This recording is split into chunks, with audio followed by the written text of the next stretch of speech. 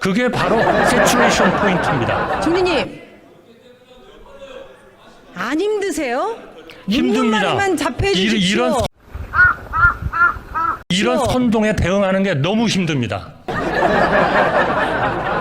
네. 히로시마 사례를 한번 들어보겠습니다. 1945년 8월 히로시마에서 원자폭탄이 투하된 이후 생긴 검은비 피폭 혹시 알고 계세요? 그거하고는 전혀 다르죠.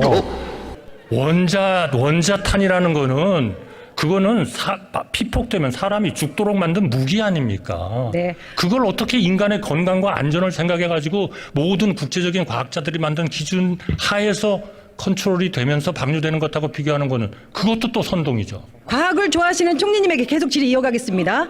당시 미국은 과학적으로 히로시마에 방사능이 없다고 발표했습니다. 그런데 75년이 지난 2021년 8월 검은비를 맞은 이들은 피폭자로 인정이 되었습니다. 어떻게 이런 결과가 나왔을까요? 그러니까요, 의원님. 정말 중요한 거는 누구 말을 믿지 마세요. 믿지 말고 방류하는 것에 대해서 모든 세계와 같이 함께 미국과 구라파와 호주와 뉴질랜드와 IAEA와 모두 같이 검증하고 계속 모니터링을 해야죠. 전 정부, 문재인 정부에서 어렵게 타결한 모든 방안과 똑같습니다. 자, 다르면 말씀해 보세요. 아니, 지금 질문하시는 겁니까? 저는 국민의 대표의 질문에 대해서 답변을 해야지. 심각하네, 여기 앉아 계시는 분들한테 답변을 하게 있지는 않은 것 같습니다. 예, 말씀해 주시죠. 검은비의 잔류 방사능으로 인해서 비를 맞기만 해도, 검은비가 섞인 물을 마시기만 해도, 검은비가 묻은 식물을 섭취만 해도 내부 피폭이라고 일본 정부가 인정을 했기 때문입니다. 방사능이 실제로 있었음에도 이것을 75년간 없다는 거짓으로 은폐하는데 과학적이란 말이 쓰인 것, 바로 이것입니다. 어떻게 생각하십니까? 제가 드디어 이해를 했습니다. 왜 이재명 대표님이 핵 공격이라고 말씀을 하시고 전 세계를 향해서 오염수를 가지고 일종의 공격을 한다. 제가 지금 정확한 표현은 아니겠습니다만 그렇게 말씀하신 줄 이제는 이해하겠어요. 바로 우리 국민의 대표인 의원님께서 지금 과학적으로 컨트롤이 돼가지고 방류를 하고 있는 과학적으로 처리된 오염수, 과학적으로 처리된 거의 방류를 그걸 어떻게 지금 믿냐고. 히로시마에 투하된 원자폭탄하고 지금 비교를 하고 계시는 겁니다. 아니, 도대체 어떻게 이럴 수가 있습니까? 이게 바로 가짜뉴스고 이게 바로 선동입니다. 좀 봐주세요. 일본 돈 받는 데 아니에요, 거기는. 돈 받아요. 일본 돈 받는 데 제대로 아세요. 예? 우리 다음 세대가 내부 피폭으로 건강에 문제가 생기지 않을 거라고 어떻게 확신하실 수 있습니까? 그리고 히로시마 피폭자들과 2세들이 후쿠시마 오염수 바다 방류 반대 서명을 하고 있는 거, 그런데 대통령은 히로시마 원폭 피해자들 동포들을 한국에 초대한다고 합니다. 오염수 문제 없다고 설득하려고 초대하는 겁니까? 그거하고는 아무 상관이 없는 말씀을 또 하시네요. 아니, 그것도 지금 핵 오염수를 말씀하시는, 지금 의원님과 의원님의 당이 가끔 말씀하시는 핵 오염수 방류라고 얘기하는 그것과 연관을 시키는 거예요? 그것도 바로 가짜뉴스고 선동이죠. 아니, 후쿠시마 오염수 바다 방류 반대하고 서명하고 있는 사람을 초대한 게 지금 그 말씀이 잘못된 거 아닙니까? 아니, 반대하는 사람을 대통령께서 초청하십니까? 네.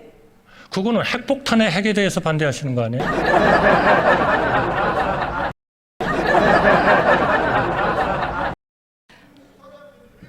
이분들 오시면 잔류 방사능으로 인한 내부 피폭이 얼마나 무서운 것인지 생생한 증언을 국민들께 공개해 주셨으면 좋겠습니다. 총리님, 일본 오염수 방류를 찬성한 미국이 최근 허드슨강의 액체 폐기물을 방류를 금지하는 세이브 더 헤드슨 법을 여야 합의로 통과시킨 거 알고 계십니까? 죄송합니다. 핵 폐기물을 방류했다고요?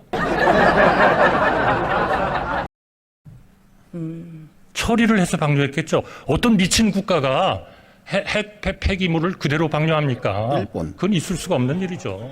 일본 지금 방류되고 있잖아요. 자, 자료 보세요. 허드슨 강의 방사성 액체 폐기물 방류를 금지하는 세이브 더 허드슨법을 여야 합의로 통과를 시켰습니다. 너무나 당연하죠. 방사능 냉각수 490만 리터, 즉 일본이 방류할 양보다 274배가 적습니다. 일본은 되고 미국은 안 된다. 바다 건너 후쿠시마는 괜찮지만 뉴욕 옆에서는 안 된다는 미국의 이중 잣대에 대해서 설명 한번 해주십시오. 의원님 하나 여쭤보겠습니다. 방류한다는 490만 질문에 제 질의 시간입니다. 답하세요. 그러면 지금 답변하라고 그러셨지 않습니까? 490만 리터이 기준이 뭡니까? 진짜 테두리 지금 왜 이러지? 오염된 기준이 뭡니까? 490만 리터에 대해서 허용하셨다고 그러셨잖아요. 그럼 허용한 그 490만 리터의 방사능 핵종 포함의 기준은 뭔가요? 이중 잣대 설명해 주십시오.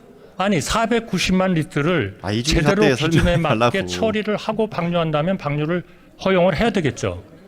아니 이게 맞는 얘기 아닙니까? 지금 답변을 하고 있지 않습니까? 하고 있지 않습니까? 미국의 이중 잣대 답변해 주십시오. 제 총리님. 답변은 490만 리터를 허용했다면 그 490만 리터이 가지고 있는 핵 방사능 용량은 인간에게 미치는 원 밀리 시버트 미만일 겁니다. 그럼 됐지 않습니까? 미국의 이중 잣대에 대해서 답변해 주십시오. 미국의 이중 잣대라는 건 지극히 일관된 잣대죠.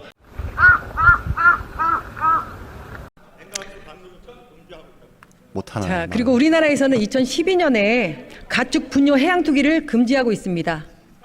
그거는 당연히 또 우리 환경 기준들이 다 있지 않습니까? 이것은 과학적으로 증명된 데이터가 있을까요? 당연히 환경 기준들이 다 있죠.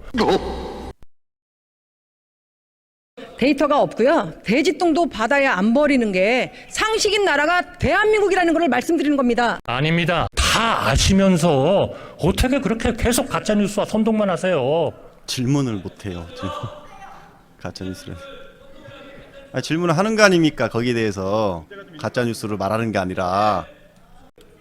오염수 방류는 괴담이냐 괴담이 아니냐의 문제가 아니라 나라와 국민을 지키기 위한 생존권과 생명권에 대한 문제입니다. 총리님.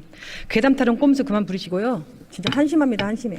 보는데. 일본은 오염수 처리 비용 1조 5천억엔 아끼려고 바다에 방류하고 자국 어민 피해 대책으로 1,007억 원을 마련하는데 몰라요. 우리는 국민에게 비용 전가해서 30년 동안 22조 국민 혈세를 오염수 대응 예산으로 쏟아붓게 생겼습니다. 태평양 주변국들과 달리 국민 혈세로 책자 및 홍보 영상까지 만들어가며 오염수 방류를 도와주고 있으나 일본에게 구상권 청구해서 받아내야 하는 거 아닐까요? 중요한 거는 저희가 해양법 재판소에 준비를 하고 있다가 제소하는 그러한 조건과 똑같습니다. 지금부터 우리가 해야 할 일은, 우리 모두가 해야 할 일은 일본이 오염수의 방류를 과학적으로 처리해서 기준 이하로 방류하느냐 하는 것을 감시하고 모니터링하고 우리 혼자 하는 것이 아니고 국제사회와 힘을 합쳐서 하는 겁니다.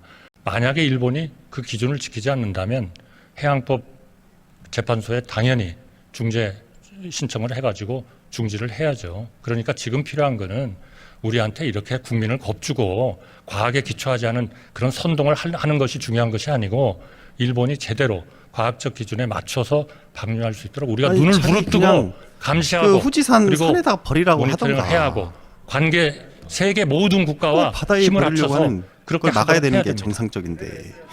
국내에서 탁상행정으로 데이터 받아서 감시한다는 말씀 대단하십니다. 제가 몇 국민 번 혈세로 30년 말씀드렸죠. 이상 일본 뒷바라지하고 이 제2의 일제 강점기라고 만든 말씀드렸잖아요. 심사입니까? 왜 제가 말씀드린 것까지도 부인을 하시고 딴 말씀을 하시는지 저는 정말 이해하기 어렵습니다.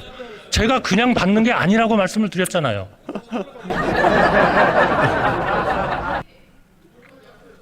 우리 대한민국에 돌아오는 득은 무엇이 있습니까?